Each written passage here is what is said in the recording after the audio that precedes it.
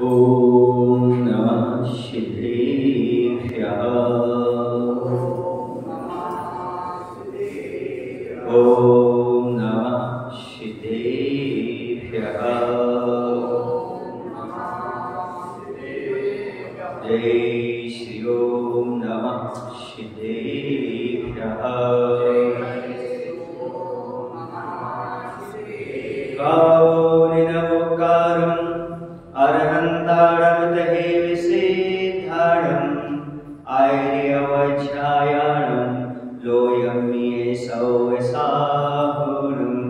लोयम्ये सौसाहुणम्। बोले पंच परमेष्टि भगवान की, देवादेव श्री पारसनाथ भगवान की, आचार्य गुरुदेव भगवान श्री विद्यासागर जी महाराज की।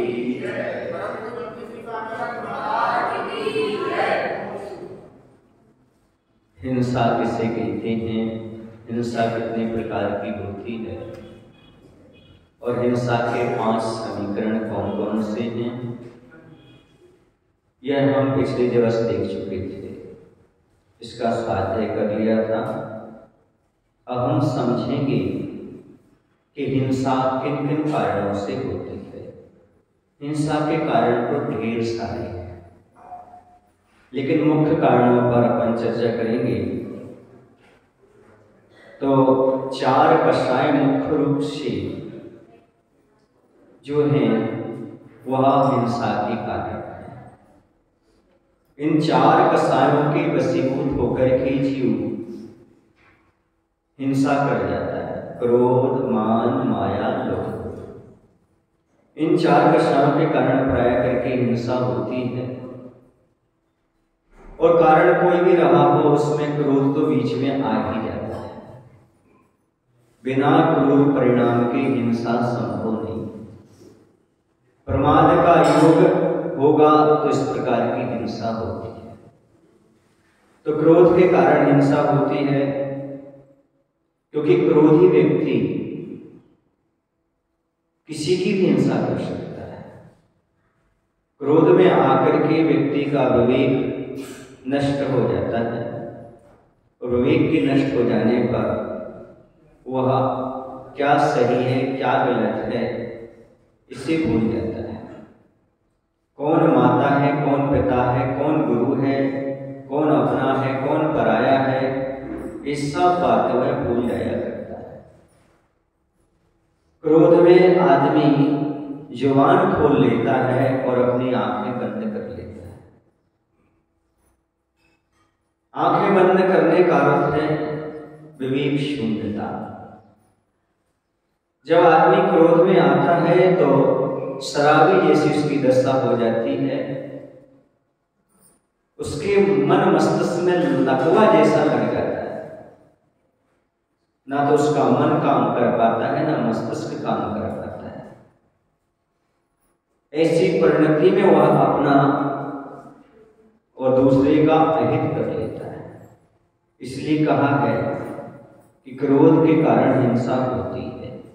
सबसे पहले तो 100 परिणाम जो हैं वह विकृत होते हैं, और अपने परिणामों को विकृत करना राग द्वेष उत्पन्न होता है।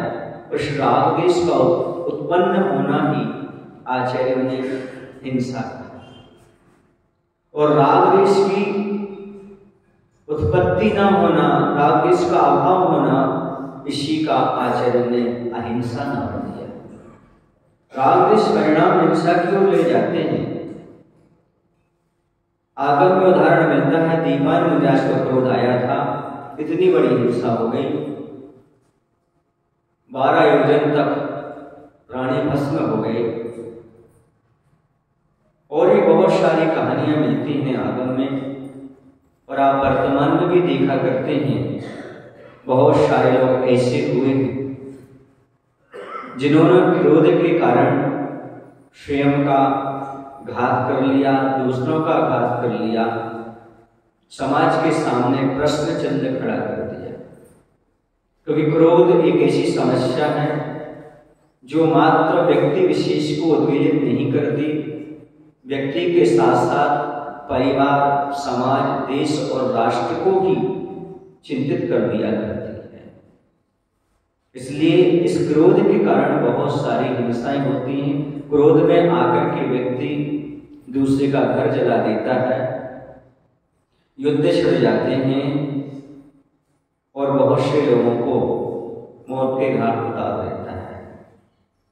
इसलिए क्रोध हिंसा का कारण है। दूसरा कारण है मान कसाय।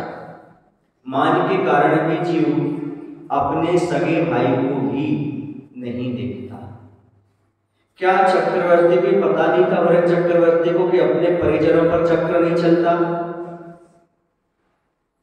फिर उसने अपने भाई बाहुबली के ऊपर चक्र चढ़ा दिया क्रोध में आकर। ये तो जागो की सद्बुद्धि थी, द्वारा प्रयास नहीं किया, वरना रावण जैसी दशा होती। जैसे नारायण आदि पर चक्र काम नहीं करता, अपने परिजनों पर भी चक्र काम नहीं करता, सुदर्शन चक्र रावण ने लक्ष्मण जी पर चलाया, वह उनकी 3 दक्षिणा देकर के लक्ष्मण जी की लौट करके और उन्हीं के हाथ में, लक्ष्मण जी के हाथ में आ गया पुनः द्वारा। पहली बार भी समझ जाता रावण कि हम किस पर चक्र चला रहे हैं, इनकी परिक्रमा देकर आ रहा है, मतलब ये विशेष हैं, ये महापुरुष हैं, ये नारायण हैं, इन पर चक्र काम नहीं कर सकता। और चक्र की परिणति यदि द्वारा चलाओ तो लौट करके वो तुम्हारा ही घात कर देगा। और रावण का घात हो गया जैन दर्शन के अनुसार। लक्ष्मण जी पर रावण ने चक्र चलाया और लक्ष्मण जी को परिक्रमा देकर के लौट करके आया, पुनः चलाया तो लक्ष्मण जी की अगली में आ गया और फिर चला तो रावण का गर्दन अलग कर दिया। जैन दर्शन के अनुसार ऐसा विवरण मिलता है। तो क्या ये नहीं जानते थे कि महापुरुषों पर चक्र नहीं चलता? क्या भरत चक्रवर्ती नहीं जानता था कि बाहुबली पर चक्र नहीं चलता? लेकिन क्रोध में आदमी सब कुछ भूल जाता है। कौन भाई है, कौन महापुरुष है, कौन गुरु है, ये सब कुछ भूल जाता है। क्यों? क्योंकि उसके साथ साथ अहंकार रहता है, अहंकार की आग रहती है और ये अहंकार ही खरबत कराता रहता है। तो क्रोध के कारण, मान के कारण अपना मान भंग हो रहा है। आखिरकार ये हमारी अधीनता स्वीकार क्यों नहीं कर रहा है? मैं चक्रवर्ती हूं, वैसे आज तक कभी चक्रवर्ती का मान भंग नहीं हुआ, लेकिन ये तो हुंडा अवसर में काल की देन है कि चक्रवर्ती का मान भी भंग होता है। क्योंकि 6 खंड के अधिपति को आज तक किसी के सामने झुकना नहीं पड़ता। ये तो हुंडा अवसर के कारण झुकना पड़ा भरत चक्रवर्ती को। ये भूल गया कि हम तो हुंडा अवसर काल में जन्म लिए हैं, मान तो भंग होगा ही होगा चक्रवर्ती का। क्योंकि जब व्यक्ति कसाय में होता है तो वह गुरुओं की और जिनवाणी की बात को भूल जाता है। आपसे कहना चाहता हूं, आप एक बात हमेशा याद रखें, दुनिया की भविष्यवाणी फेल हो सकती है पर जिनवाणी कभी फेल नहीं होती। जिनवाणी का एक वाक्य अक्षरशः घटित होता है जैसा जिनवाणी में लिखा हुआ है। समझ में आया? और कोरोना काल में तो पूरा विश्वास हो जाता है, क्योंकि आगम में लिखा हुआ है पंचम काल में इस प्रकार की इति भीति आदि मरी आदि दुर्भिक्ष आदि फैलेंगी। ये सब देख करके लगता है कि जैसा आगम में लिखा है वैसा हो रहा है और दृढ़ विश्वास हो जाता है इन सबको देख करके। भगवान कर दो। कोरोना काल ने सारे मंदिर आदि बंद करवा दिए। क्यों? क्योंकि कोरोना काल ने बताना चाहा है कि भगवान अकेले मंदिर धर्मशाला नहीं मिलते, भगवान तुम्हारे अंदर भी मिलते हैं। उस दिन अंदर भी खोजो। कहां तो मंदिर है, बार बार भटक रहे हो, लड़ाई झगड़ा कर रहे हो, थोड़ा अपने अंदर भी तो झांको। भगवान अंदर भी हैं।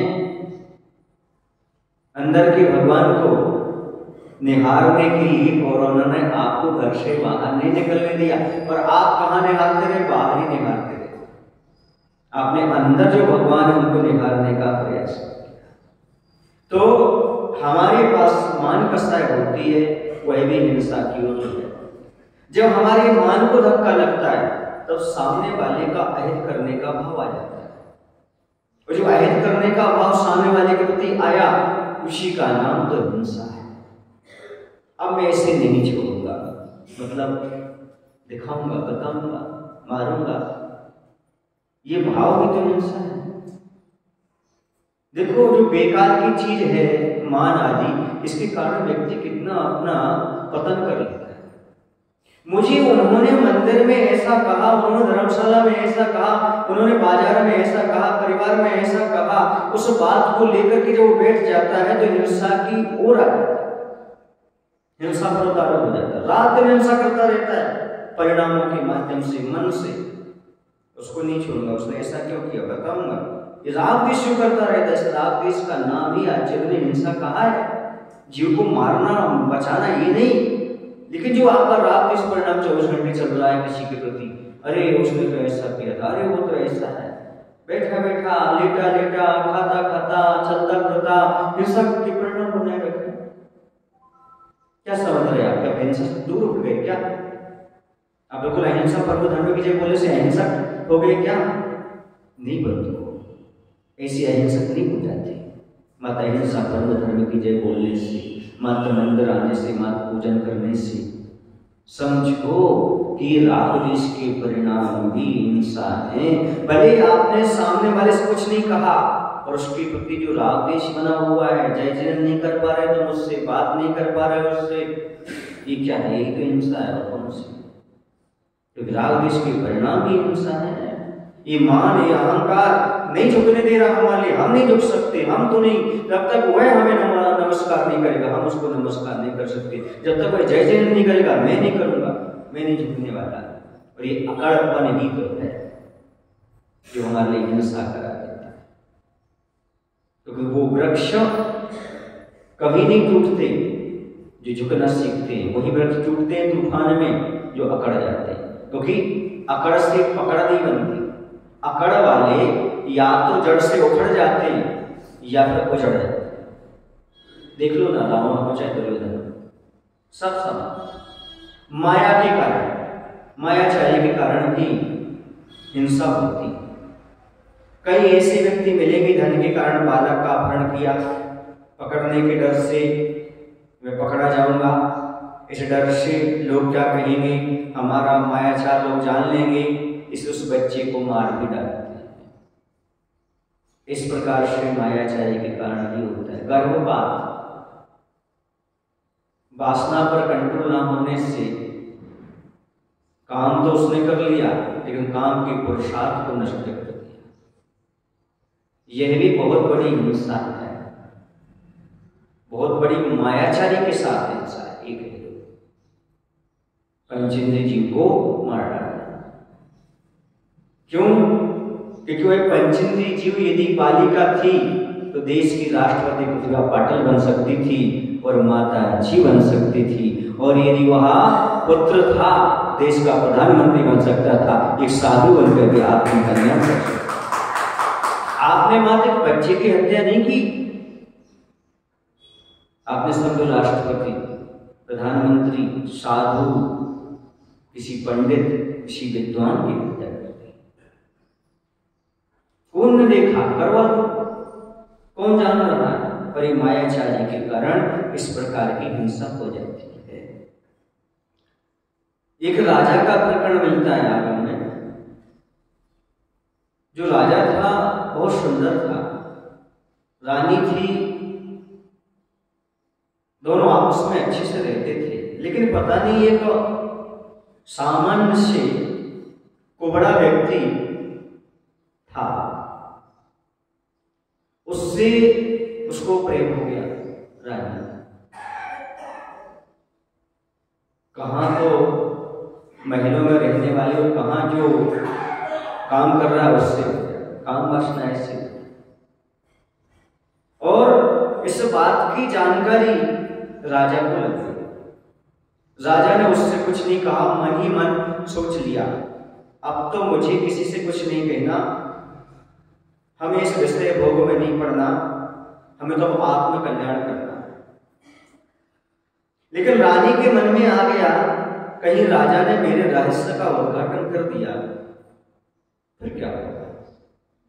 राजा ने गलती कर दी कि राजा ने बताया नहीं कि मुझे बैराग लेना है, मैं यहां नहीं रहना चाहता। उसने सोचा क्या बताना है, ऐसे व्यक्ति से क्या बात करना, ऐसी स्त्री को क्या अच्छी बात का अच्छा लगेगा।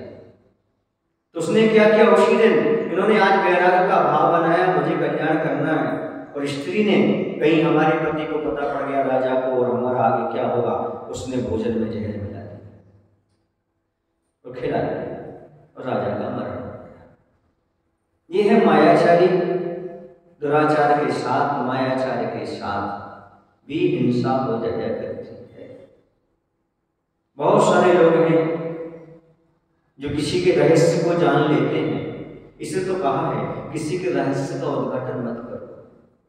किसी के रहस्य का उद्घाटन करने से दो काम हो सकते हैं, या तो आपकी हत्या हो सकती है और उससे अपनी हत्या कर सकता है। किसी की गुप्त क्रिया को आप देख लेते हो, जान लेते हो, तो रहो व्याख्यान अतिचार में आया है सत्यव्रत की। किसी की रहस्य को उद्घाटित ना करना जानने के बाद। क्यों? क्योंकि वह सामने वाले के रहस्य को तुमने 4 लोगों को बता दिया, अब वो या तो आपको मारेगा नहीं तो स्वयं मर जाएगा। ये वर्तमान की स्थिति नहीं, ये तो चली आ रही है पुराने हमेशा से। क्योंकि आदमी जब अपना अपमान सहन नहीं कर पाता तो या तो खुद मर जाता है या जो अफवाह उड़ाता है उसको मार देता है। इसलिए अहिंसा धर्म का पालन करने के लिए अन्य व्रत के लिए तो किसी के रहस्य को देख लो, जान लो, तो व्यक्त मत करो, क्योंकि उससे अहित हो सकता। हो सके तो उसी से जाकर के समझाओ, उसी को बताओ, भाई आपके बारे में मैं ऐसा देख रहा हूं, जान रहा हूं, मैं आपको ही बताऊंगा, किसी और को नहीं बताऊंगा, या आपके माता पिता को बताऊंगा या आपके गुरु को बताऊंगा। इसमें आपको थोड़ी सी समझदारी रखना। क्यों? क्योंकि इसमें डर निमित्त आप बन जाएंगे। यदि वह किसी का घात करता है, स्वयं का घात करता है, तो निमित्त आप ना बने। इसलिए मैं तो कई बार कहता हूं, आज भी कह देता हूं, बोल दूं आपको, बोल दूं ना, कभी भी किसी साधु की निंदा मत करना और किसी की करो या ना करो, उनको सारी फिल्म मत करना। पूछो क्यों? पूछो ना क्यों? इसलिए कि मैं नहीं चाहता कोई मेरे निमित्त से नरक जाए, मेरे निमित्त से जाए। जिसके निमित्त से जाता वो तुम्हारा है, पर मेरे निमित्त से मत जाइएगा। हाँ, एक बात अलग है, यदि आपको मेरी कोई अच्छी बात लगी हो तो 4 लोगों को अवश्य बताना, ताकि उनका मानस ही धर्म में रह सके। साधु को कोई अच्छी बात लगती है आपको तो 4 लोगों को जरूर बताइएगा, ताकि वह अपने जीवन में उस साधु से जुड़ करके अपने जीवन के भविष्य का निर्माण कर सके और कुछ शिक्षा ले सके। तो माया के कारण भी हिंसा होती है। लोभ के कारण तो सर्वोत्तम, आपको जानते हैं, लोभ पाप को कौन सी हिंसा नहीं करता आदमी लोभ के कारण।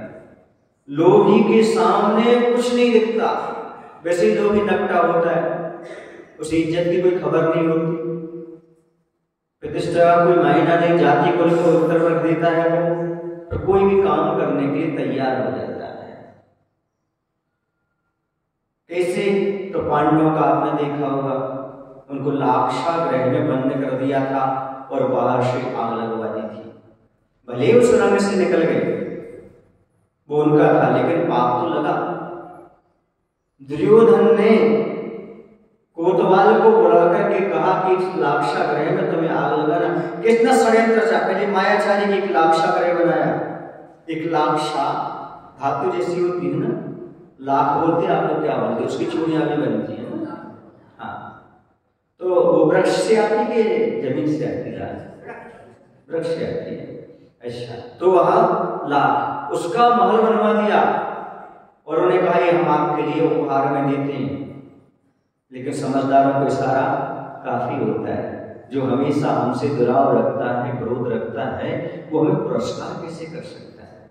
इसलिए उन्होंने चुपचाप अंदर ही क्या बना ली, सुरंग बना ली। क्योंकि दुर्जन का तत्काल भरोसा नहीं किया जाता। जो दुर्जन का विश्वास कर लेते हैं वो हमेशा दुखी होते हैं। एक बात ध्यान रखना बंधु, आदमी की गलती को माफ किया जाता है पर धोखा देने वाले को कभी माफ नहीं किया जाता। फिर यदि आपने धोखेबाज को माफ कर दिया तो पुनः धोखा खाओगे। तो उन्होंने अंदर ही अंदर संग बना रखी थी और स्वर्ग से बाहर निकल गए। उन्होंने कोतवाल से कहा कि तुम धन ले लो, सब कुछ कर लो, पर इसमें आग लगा दो। उसने कहा, राजन आप कैसी बात करते हैं? ऐसी मां कुंती, ऐसे धर्मनिष्ठ युधिष्ठिर जैसे उनके भाई पुत्र और आपस में 5 भाई, नहीं, मैं चंद पैसों के लिए ऐसे चांद से जीवन समाप्त नहीं कर सकता। कोतवाल ने मना कर दिया, मैं लाक्षा रहने आग नहीं लगाऊंगा।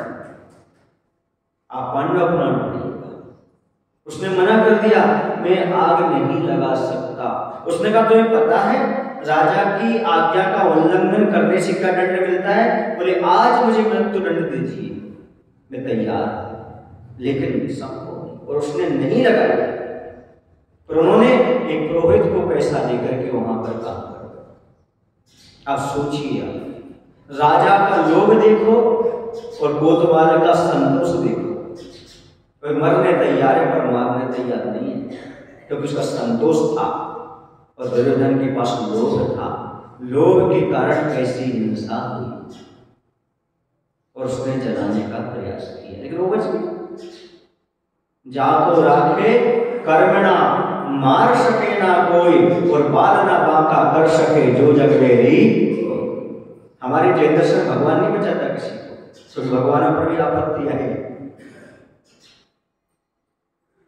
हमारे यहाँ कर्म बचाता है, कर्म सिद्धांत है।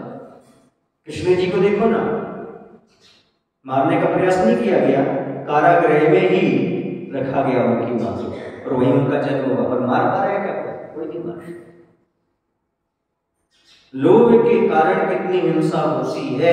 भूचड़ खाने सब अर्थनीति को पुष्ट करने के लिए तो है, ये शराब खाने पैसे के लिए तो है। जितनी भी हिंसा हो रही है ये लोभ के कारण हो रही है। आचार्य ने एक बार कहा था कि हमारा इतिहास कभी ऐसा नहीं रहा कि मांस निर्यात करके अर्थनीति पुष्ट की हो, अर्थात धन बढ़ाया हो। ऐसा इतिहास कभी नहीं मिलता, लेकिन आज ये हो रहा है कि मांस निर्यात क्यों नहीं रोक पा रहे हैं? क्योंकि उससे पैसे की आमदनी दिखाई देती है। लोभ चल रहा है, लोभ के कारण ऐसे जघन्य पाप होते चले जाते हैं। तो क्रोध, मान, माया और लोभ के कारण आपके जीवन में भी आप स्वयं आकलन करिएगा। क्रोध में आकर के, मान में आकर के, माया में आकर, लोभ में आकर के आपने कितनी हिंसा की होगी। भले आपने काया से नहीं की होगी पर वचनों से की होगी, वचनों से नहीं होगी लेकिन मन से तो कई बार की होगी। क्योंकि चैनी लोग बाहर से हिंसा नहीं कर पाते, करते ही नहीं, उनका साहस ही नहीं होता, क्योंकि वीर की संतान है, लेकिन मन से कर जाते हैं। उनको समझना है कि हमारी ये मन से भी हिंसा ना हो। लोभ के कारण क्या होता है? लोभ के कारण आप लोग बहुत सारा अनाज इकट्ठा कर लेते हो, अब इसके भाव बढ़ेंगे और वो बेआराम उसमें पड़े रहते हैं, जीव की उत्पत्ति होने लगती होती है कि नहीं होती? बोलो भाई, होती है। वही भी तो हिंसा है। भले वह उद्योगी हिंसा तो हिंसा है। लोभ के कारण ऐसा बहुत सारा है। हिंसा त्याग का फल क्या है? हिंसा के दुष्परिणाम हमने समझे, किन कारणों से होती है समझे। अब समझे हिंसा त्याग का क्या फल है। हिंसा त्याग का फल है, एक खदर साय नाम का भील था। कौन था? हाँ, वह जो भील था वह आगे चल करके राजा सैनिक बना। उसने कौवे के मांस का त्याग किया था। एक था प्रौरवा भील जो भगवान महावीर बना, उसने भी मांस का त्याग किया था। और एक था खदर शाह भील, उसने भी मांस का त्याग किया था। शायद ये कहानी हम आपको सुना चुके हैं, नहीं सुनाई हो तो सुन लो, और सुन ली हो तो कोई बात नहीं, नुकसान तो होता नहीं, अच्छी बात है सुनने से। एक खदर शाह भील था, उसका काम ये था जंगली प्राणियों को मारना और खाना पकाना।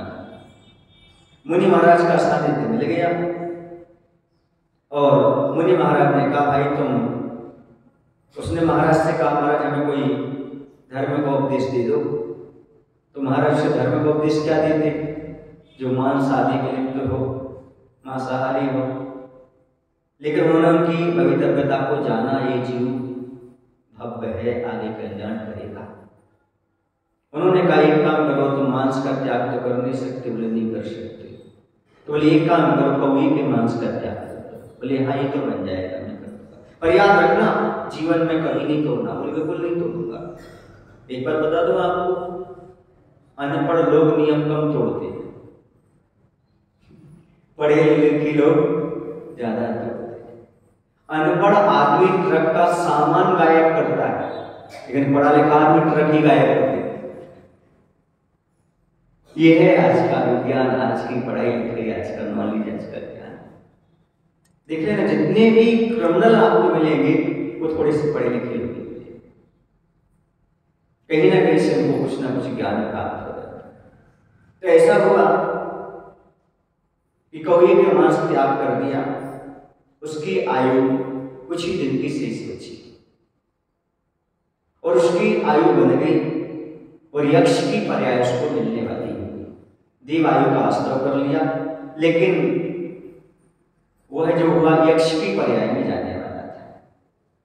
व्यंतरों की पर्याय में उसका जन्म होना था, व्यंतर। तो उसका या तो कोई जीजा था या साला था, दो में से कोई हो सकता है। उससे जानकारी लगी कि हमारे ये रिश्तेदार जो हैं कौवे का मांस नहीं खा रहे, वेद बता रहे कौवे का मांस खा रहे। तो समझाने के लिए अपने नगर से प्रस्थान किया। जब रास्ते में जंगल में आया, वह भील के पास समझाने के लिए जा रहा था कि वहां पर एक यक्षिणी मिली। बोले तुम कहाँ जा रहे हो? यक्षिणी ने कहा। बोले हम वहां पर जा रहे हैं। बोले ठीक है जाओ, वो हमारे पति होने वाले हैं, अर्थात वो देव होने वाले हैं, हम उनकी यहाँ प्रतीक्षा कर रहे हैं। किसने कहा? यक्षिणी ने। हम उनकी प्रतीक्षा कर रहे हैं क्योंकि उन्होंने कौवे के मांस का त्याग किया है। और वह वहां पर पहुंचा और खदर शाह को समझाता है, भाई देखो अब तुम्हारे लिए अच्छा है कि मांस खा लो, क्योंकि आयु आपकी थोड़ी सी बची हुई है और अपना जीवन अच्छा जितना है अच्छे से बीत जाए। और तुम्हें आगे यक्ष तो बनना ही, क्या बनना है? तुम्हें यक्ष तो बनना ही है, तुम्हारी आयु तो नियत हो गई है, यक्षिणी तुम्हारा इंतजार कर रही है। ये सुनकर के खदर शाह को लगा मैं पापी जीव जीवन भर पशुओं का वध करता रहा, लेकिन मुनि महाराज के छोटे नियम लेने से मैं देव बन जाऊंगा। अरे वाह! मुनि महाराज के संकल्प संपर्क में आने से, नियम लेने से मैं पापी जीव देव पर्याय को प्राप्त हो जाऊंगा। ऐसी भावुकता उसके अंदर जागी, ऐसी भावना जागी और उसने कह दिया आज के बाद मैं किसी भी जीव का मांस नहीं खाऊंगा, प्रत्येक जीव के मांस का त्याग, आजीवन मांस का त्याग कर दिया उसने। और ऐसा श्रद्धांजलि जग गया उसको कि ये मात्र गुरु की आशीर्वाद का ही परिणाम है। और त्याग करते ही उसका क्या हो गया? मरण। अब यह अंत्येष्टि करके अपना जो कुछ करना पड़ता है करके वो उसका रिश्तेदार लौट के जा रहा था, तो यक्षिणी रोती हुई मिली।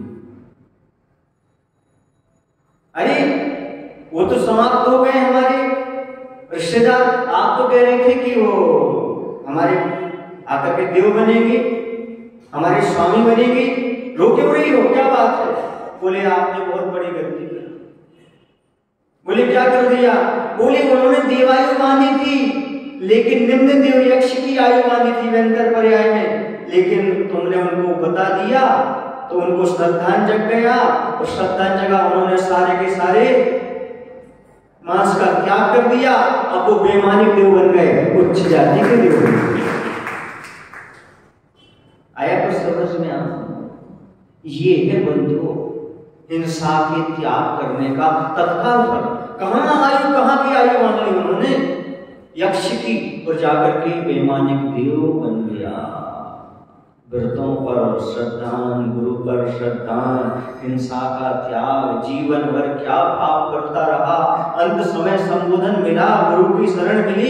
इसलिए तो कहते हैं, कल वो आए थे प्रदीप जी के बहनोई, क्या नाम उनका, गुलाबचंद जी, वह कह रहे थे महाराज जी आपने बहुत अच्छा किया जो संदीप की मम्मी को संबोधन कर दिया, बहुत पुण्य के योग से लोगों को संबोधन प्राप्त होता है।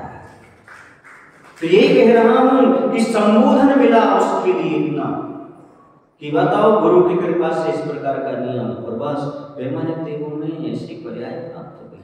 इसी तो आप लोग कहते हो क्या, धर्मात्मा निकट हो चर्चा धर्म सुनावे, वो सावधान रखें गाफिल।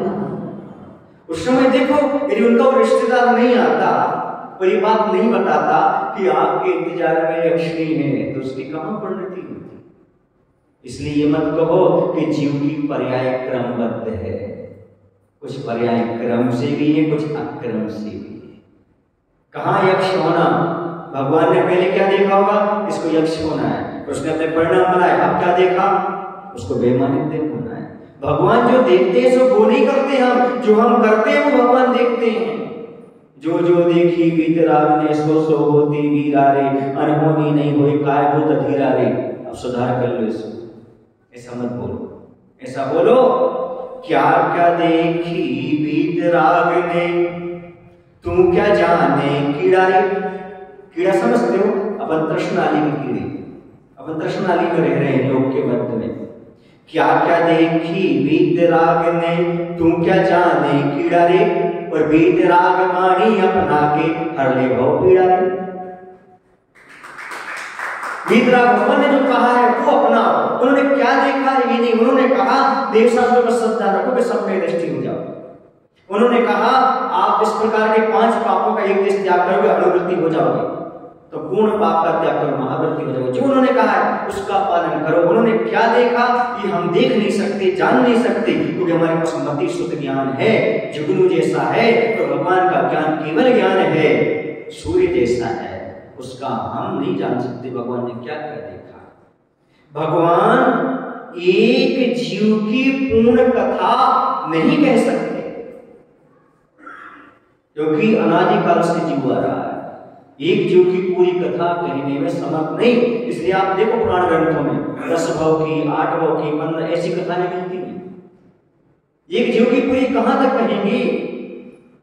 इसलिए भगवान ने क्या देखा है और वो क्या देखेंगे उनका विषय है। हमने भगवान ने जो कहा है हम तो वो कहेंगे, यही हमारा सच्चा मार्ग है। तो इस प्रकार से वह आगे चल करके राजा सैनिक बना।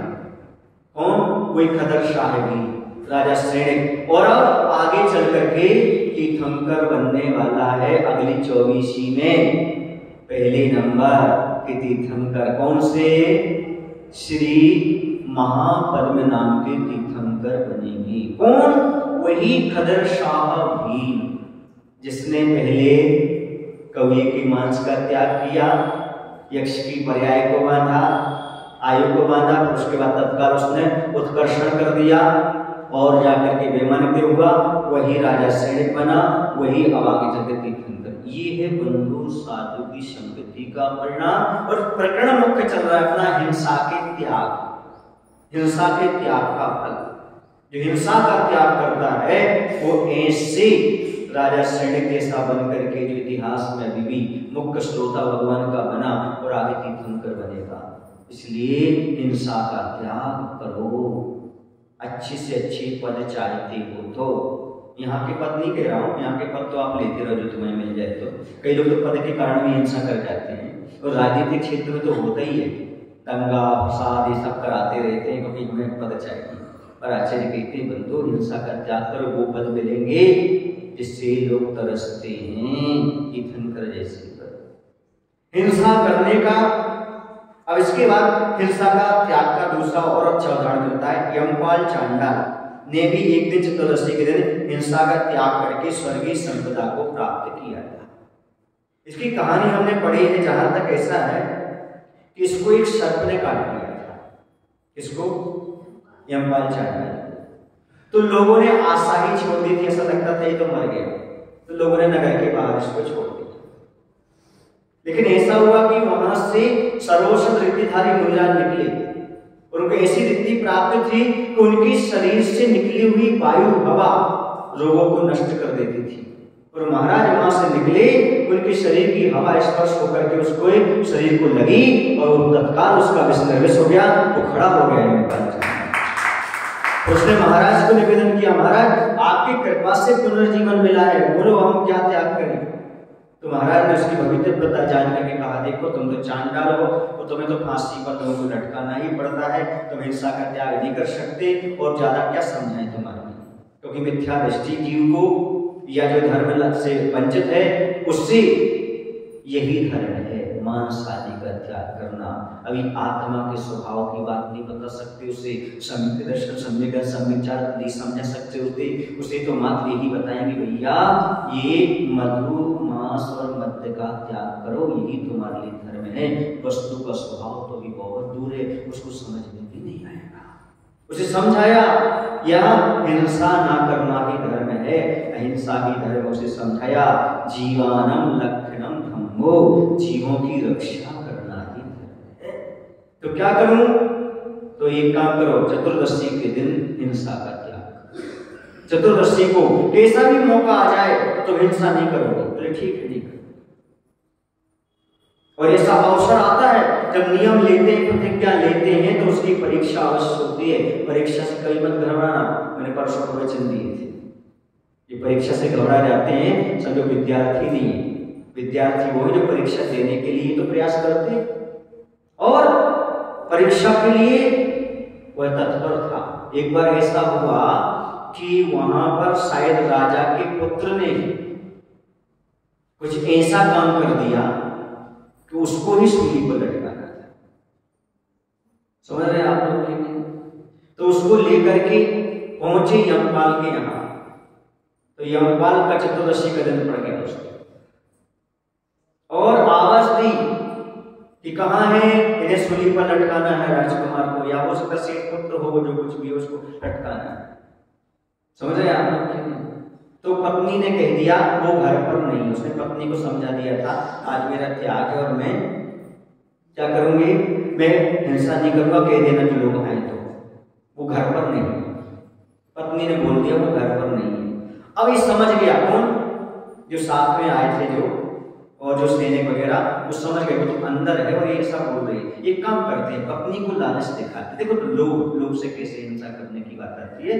तो पत्नी से कहा अरे आज तो सेठ पुत्र राजकुमार आदि को क्या करना था, सूली पर लटका, आज तो बहुत धन मिलना था, लेकिन अभागा निकला जो घर से बाहर चला गया। तो पत्नी ने फिर इशारा किया और क्या कहती जा रही है, वे घर पे नहीं है, घर पर नहीं है, घर पर नहीं। हाथ का इशारा कहाँ जा रहा है, घर के अंदर, मतलब घर में है अंदर है और घर पर नहीं, घर पर नहीं है। लोभ के कारण पत्नी ने भी अपने पति के साथ धोखा किया। ये है कसायों की परिणति। और बस वो अंदर गए और उसको निकाल करके लाए। उन्होंने कहा देखो राजा ने भेजा है, राजा की आज्ञा को उल्लंघन मत करो, इससे सूली पर लटकाओ। उसने कहा मेरे तो नियम है। तो सब हंसने लगे, चांडाल का भी कोई नियम होता है। तो राजा के पास ले गए, राजा से कहा, राजा से ये निवेदन करने लगा मेरा नियम है, मैं आज चतुर्दशी को हिंसा नहीं करूंगा। अरे चांडाल होकर के हमें बताता है राजा की आज्ञा ही सबसे बड़ा धर्म है, तुझे तो पालन करना पड़ेगा। वो नहीं माना। तो बोले एक काम करो, इन दोनों को एक सुषकुमार नाम का तालाब है, उस तालाब में बड़े बड़े मगरमच्छ हैं, दोनों को लपेट करके और पटक दो तालाब में। और दोनों को उठा करके तालाब में पटक दिया। तो दूसरा था जिसे फांसी पर लटकाना था, उसको तो मगरमच्छ खा गए, लेकिन जैसे ही यमपाल चांडाल को फेंका, उसका अहिंसा व्रत का नियम था, देवताओं ने उसे सिंहासन बना दिया, उसकी रक्षा कर। ये है हिंसा त्याग के फल का परिणाम। आप क्या समझते हो, रात्रि भोजन करना सहज बात नहीं है, हर कोई नहीं कर सकते। इसकी भविष्यवक्ता अच्छी वही करने के भाव बनाता है, हिंसा का त्याग वही बनाता है। चांडाल जो चतुर्दशी को हिंसा का त्याग कर सकता है, तो आपका संकल्प होना चाहिए अष्टमी चतुर्दशी जितना बड़ी उतना वाहन का त्याग और रात्रि में तो पानी तक का त्याग करने का मन बनाना चाहिए कि मैं ऐसी हिंसा नहीं करूंगा। चांडाल का तो धर्म ही वो था, कर्म ही वो था, जाति में उत्पन्न हुआ था, फिर भी त्याग किया। तो आचार्यों ने ग्रंथों में नाम लिया अहिंसा। अहिंसानुव्रत में कोई प्रसिद्ध हुआ है तो यमपाल चांडाल हुआ है। आप लोग पढ़ते आ रहे हैं कहानियां, पर आपको अभी तक याद नहीं। शायद बहुत लोगों को पहली बार ये कहानी सुनने मिली। कितने लोगों को पहली बार समझ में आई कहानी सुनी? बहुत कम लोगों ने। इस प्रकार से कहने का तात्पर्य ये है कि इसके सब परिणाम है। इसलिए बंधु अपने जीवन में जैसे बने हिंसा का त्याग करिएगा।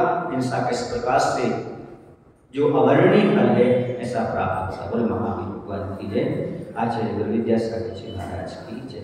बोले हे प्रभु, हम सभी को इतनी शक्ति, इतनी बुद्धि देने की कृपा करो ताकि हम हिंसा के परिणामों से ऊपर उठ सकें और हम भी अपना आत्म कल्याण कर सकें। नमो।